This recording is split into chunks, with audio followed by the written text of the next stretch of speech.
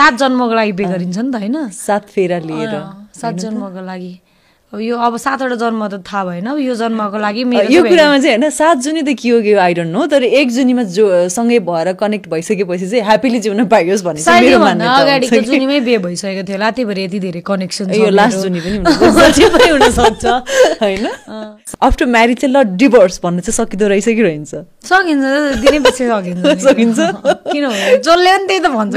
नि बोलीले भए पनि साच्चीको चाहिँ नहोस् हुँदैन पनि होला सायद हैन थुथु त्यस्तो चाहिँ रिलेसनहरु ब्रेक नभके राम्रो त्यस्तो भनेको खोइ अब मान्छेले भनेको गरौ भने पुग्छ भन्छन् खोइ हामी त डेली ब्रेकअपको कुरा गर्थ्यौं बिहे हो हैन त्यस्तो नहोला अब कसरी लाने भन्ने कुरा हुन्छ अब सोचेर सम्झेर अब हेरौँ न के हुन्छ त मैले त केही सोचेको छैन जस्ट म राम्रो गर्छु भनेर सोचेको छु अब आउनुहुन्छ उहाँ पनि त्यसपछि कुरा हुन्छ हाम्रो त्यस्तो अडियन्सले चिन्ता गर्नुपर्ने केही पनि छैन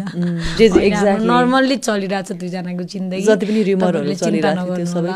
फेक नै हो हैन त उलाई नि गाह्रो हुन्छ नि त कमेन्टमा के लेखिदिन्छन् अनि म पो पचाउँछु त पहिलेदेखि भोगेर धेरैलाई त डिभोर्सै भइसक्यो भन्ने नै लागिरहेको थियो इभन म पनि त्यो 7 जन्मको लागि बे गरिन्छ नि त हैन 7 फेरा लिएर 7 जन्मको लागि